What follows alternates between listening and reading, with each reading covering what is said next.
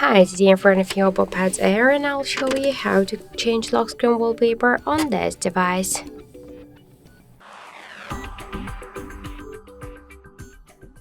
So first open the settings application and then tap the wallpaper and style. Click to allow twice and click to wallpaper section. Here you'll see all of the available wallpapers just which you can use.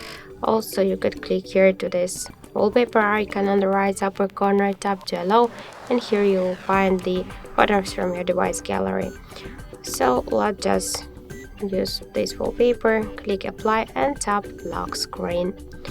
Just now wait a second